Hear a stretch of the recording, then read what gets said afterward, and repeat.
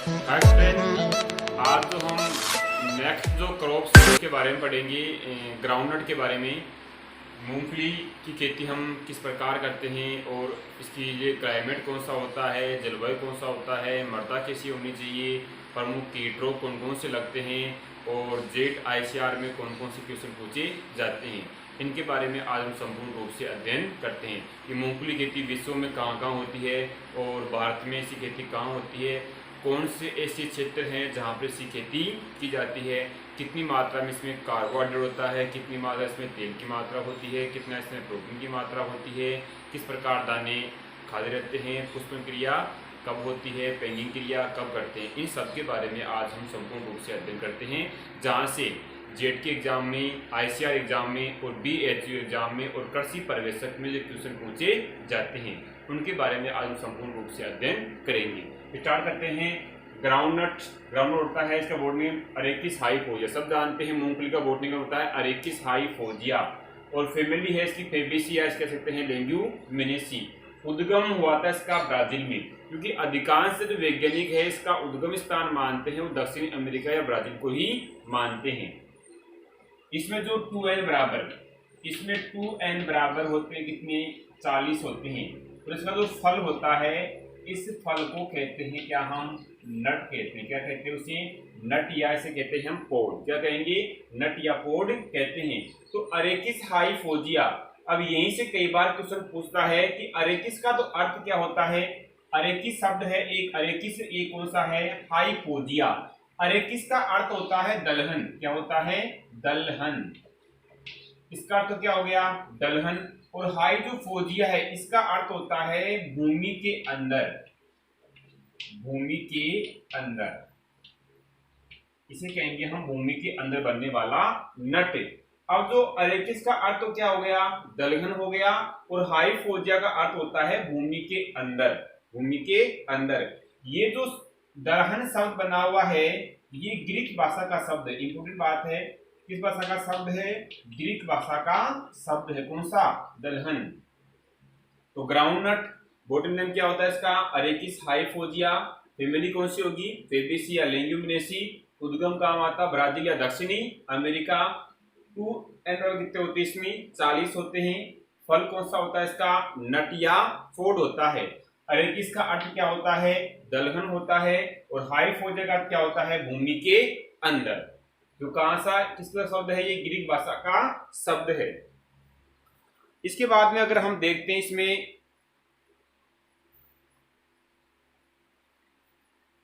जैसे बात करूं में ये सामान्य वितरण की बात करते हैं कि जनरल जो इंपोर्टेंस है उसके बारे में अगर हम बात करते हैं सामान्य वितरण के बारे में, तो मूंगफली को गरीब के बादाम की संज्ञा दी गई है, क्योंकि मूंगफली का जो पोषक मान है वो बादाम के बराबर होता है, इसलिए क्या कहते हैं, गरीब के बादाम की संज्ञा भी दी गई है।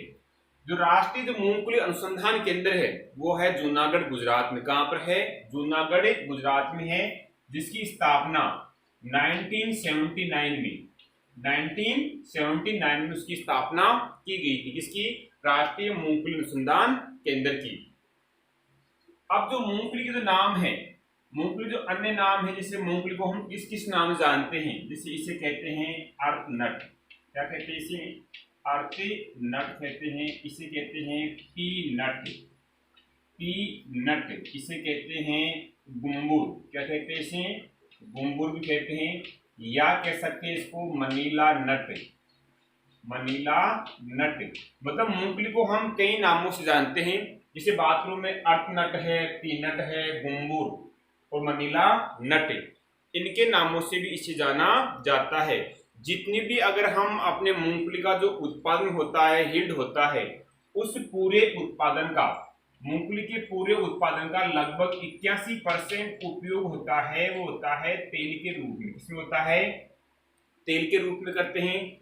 12% उपयोग करते हैं हम बीज के रूप में। किसमें करते हैं, बीज के लिए काम में लेते हैं। और 6% जो मूंगफली का उपयोग है वो होता है खाने के रूप में। किसमें होता है, खाने के रूप में होता है। तो ये तो क्या हो गया मूंगफली जो अन्य नाम। अगर एग्जाम पूछता है कि अर्थ नट है, मंकी नट है, पीनट है और मनीला नट है या गुम्बुर के नाम से इसे जाना जाता है।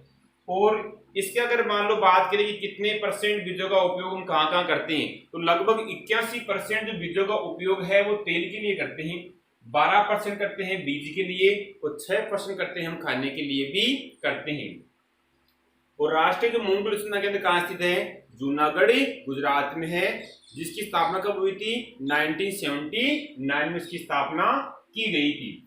इसके बाद में अगर बात करूं मैं पोषक मान की बात करता हूं कि मूंगफली का जो पोषक मान क्या होता है, मतलब इसके दानों में क्या क्या पाया जाता है, अगर बात करूं मैं तो इसके दानों में जो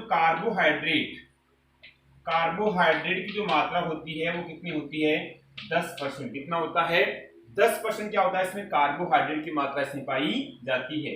अगर बात करूं मैं मूंग के दानों में प्रोटीन की बात करता हूं तो इसके दानों में जो प्रोटीन की मात्रा होती है वो कितनी होती है, 26%। कितना होता है, 26% क्या होती है इसमें प्रोटीन की मात्रा पाई जाती है।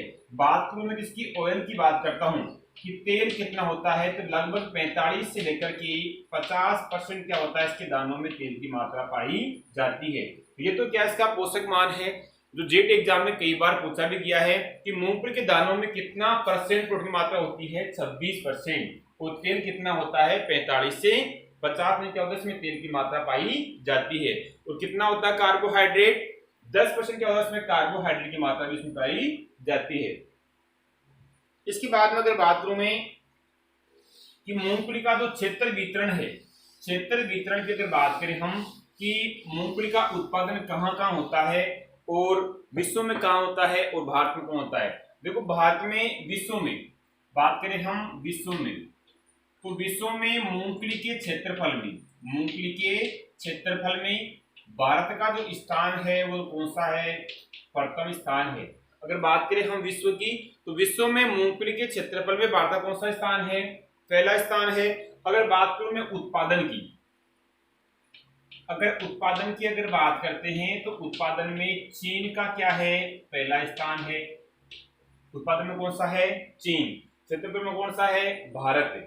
अगर बात करें हम किसकी, भारत की, तो भारत में मूंगफली का जो सबसे ज्यादा जो उत्पादन होता है, भारत में मूंगफली का सबसे अधिक उत्पादन होता है गुजरात में। कहाँ होता है, गुजरात में मूंगफली का भारत में सबसे अधिक क्या होता है, उत्पादन होता है।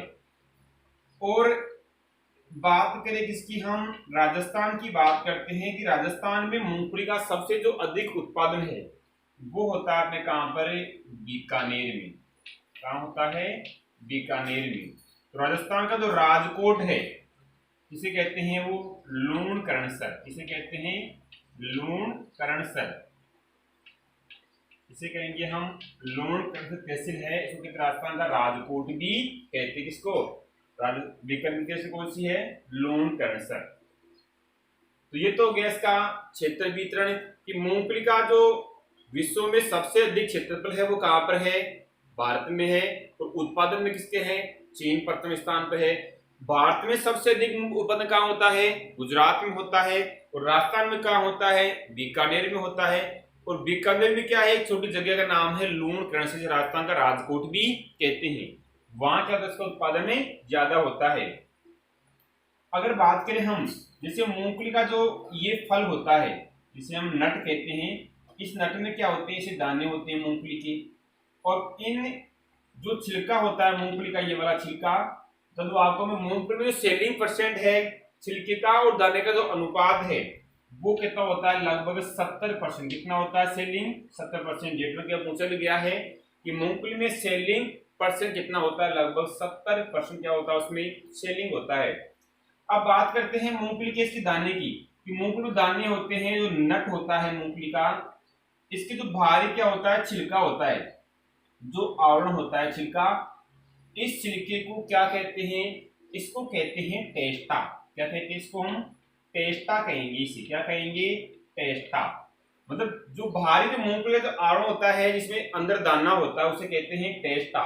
और इनका जो परीक्षण भार है, मूंगफली का जो परीक्षण भार है वो कितना होता है, 500 ग्राम। कितना होता है, 500 ग्राम परीक्षण भार।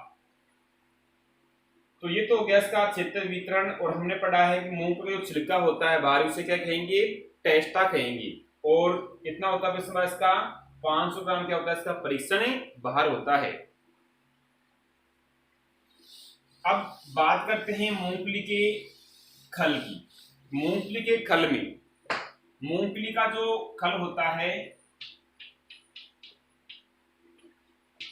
मूंगफली के खल में जो नाइट्रोजन की मात्रा होती है, खल में क्या होता है नाइट्रोजन की मात्रा, वो होती है 7.9%। कितना होता है 7.9% क्या होती है इसमें खल में नाइट्रोजन की मात्रा पाई जाती है। अगर हम मूंगफली के बीजों का भंडारण करते हैं तो मूंगफली के बीजों का भंडारण करते समय जो नमी की मात्रा है वो नमी की मात्रा 6 से 8% से अधिक नहीं होनी चाहिए। 6 से 8% से अधिक नहीं होनी चाहिए। जब भी हम मूंगफली के बीजों का भंडारण करते हैं या उसे हम स्टोरेज करते हैं उस समय जो नमी की मात्रा है वो 6 से 8% से अधिक नहीं होनी चाहिए, क्योंकि इस नमी से अगर ज्यादा नमी होती है तो मूंगफली का जो छिलका होता है जिसे टेस्टा कहते हैं, और इसके अंदर क्या होते हैं दाने होते हैं।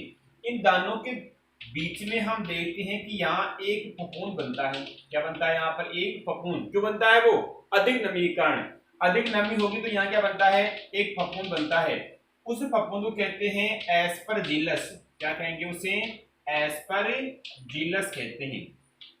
इसको कहते हैं फफूंद को क्या हम एस्परजिलस कहते हैं। और इससे क्या बनता है इस फफूंद से एक विषैला पदार्थ बनता है। कौन सा एफ्लाटॉक्सिन।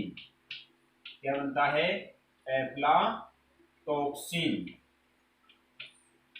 ये पदार्थ बनता है एफ्लाटॉक्सिन, जिससे क्या होते हैं हमें मूंगफली में कई बार खारी भी लगती है। तो कई बार एग्जाम में प्रश्न पूछा भी गया था कि मूंगफली के दानों का अगर हम भंडारण करते हैं और उस भंडारण के समय अगर नमी की मात्रा ज्यादा रहती है तो नमी की मात्रा अधिक है तो इससे क्या बनेगा फफूंद बनेगा। कौन सा एस्परजिलस, जिससे क्या बनता है पदार्थ एफ्लाटॉक्सिन बनता है, जो हमारे लिए क्या होता है घातक होता है, विषैला होता है। ठीक है ना, कौन सा एफ्लाटॉक्सिन।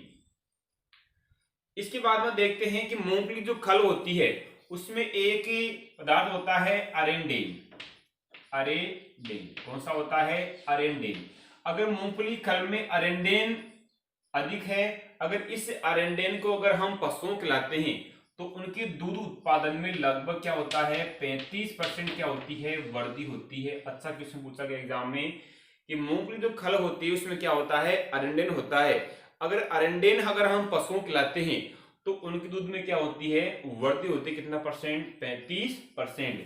अगर हम कई बार देखते हैं कि मूंगफली का जो दाना होता है इस दाने में कई बार हम देखते हैं कि छिलका होता है टेस्टा, इसमें कई बार आगे वाले भाग में क्या होता है दाने नहीं होते, मतलब यहाँ दाना नहीं होता है। ये दाना क्यों नहीं होता है क्योंकि मूंगफली दाना होता है इसमें दाना है इसमें दाना नहीं है, तो इसमें कमी होती है इसकी कैल्शियम की कमी। तो कई बार एग्जाम प्रश्न पूछा गया है कि मूंगफली में या मूंगफली खाली रहना या दाने का विकास नहीं होना क्यों होता है कैल्शियम की कमी से होता है। मूंगफली में हम जिप्सम का प्रयोग करते हैं। किसका करते हैं जिप्सम का प्रयोग करते हैं, तो 30 दिन के बाद में करना चाहिए। इसके बाद में अगर हम देखते हैं कि मूंगफली जो पुष्पन क्रिया होती है, पुष्पन क्रिया होती है वो एक साथ नहीं होती है, एक साथ नहीं होती है। पुष्पन के अगर देखें हम कि मूंगफली में जो पुष्पन होता है वो एक साथ नहीं होता है। जैसे हम मूंगफली बोते हैं उसके लगभग जैसे पहली बार हम उसमें खरपतवार नियंत्रण करते हैं या 40 दिन के बाद में देखते हैं कि उसमें से ऊपर क्या गिरते हैं पुष्प गिरते हैं, नीचे क्या बनती है उसमें सुइयां बनना प्रारंभ हो जाता है। तो मतलब एक साथ पुष्प नहीं आएंगे तो उसमें एक साथ सुइयां भी नहीं बनेगी और एक साथ उसके फल नट भी नहीं बनेंगे। तो कई दाने बनते हैं उसमें 4 दाने वाले और कई बनते हैं उसमें 2 दाने वाले और कई बार क्या होता है छोटा सा जाता है दाना। तो ये ऐसा क्यों होता है, तो इसका हम नियंत्रण किस प्रकार कर सकते हैं कि मूंगफली में सारे पुष्प एक साथ ही आए और उसमें एक साथ पुष्प आएंगे, सब दाने एक समान बनेंगी, उसमें से अलग अलग दाने नहीं बनेंगे। कई बार देखते हैं कि उसमें दाना बनता है 4 दाने वाली बनती है, 3 वाली बनती है या 2 वाली बनती है या सिंगल एक ही बनता है। तो ऐसा कारण क्या है ऐसा होने का, तो हम देखते हैं कि मूंगफली में पुष्पन क्रिया होती है वो बुआई की लगभग 40 दिन के बाद में हो जाती है और जब तक मूंगफली उखाड़ते हैं तब तक उसमें क्या होते हैं पुष्प आते ही रहते हैं। पुष्प क्या होते हैं उसमें आते ही रहते हैं। तो इसके लिए क्या करना होगा हमें, एक इसका हार्मोन आता है फ्लेनोफिक्स हार्मोन आता है। अगर इस हार्मोन का छिड़काव हम, कौन सा हार्मोन है, फ्लेनोफिक्स हार्मोन छिड़काव करते हैं 40 दिन पे, और करते दूसरा कब, 80 दिन पे अगर हम छिड़काव करते हैं तो मूंगफली में सारे पुष्प क्या होंगे, एक साथ ही आएंगे, और एक साथ क्या बनती है उसमें सुइयां बन जाती है। अब क्या होगा, इससे मूंगफली दाने 3 वाली तो बनती 3 वाली बनेगी, 4 का मतलब 4 की दाने की बन जाती है। मतलब मूंगफली का हमें उत्पादन क्या होता है, अच्छा प्राप्त होता है। और बाकी पढ़ेंगे हम नेक्स्ट क्लास में।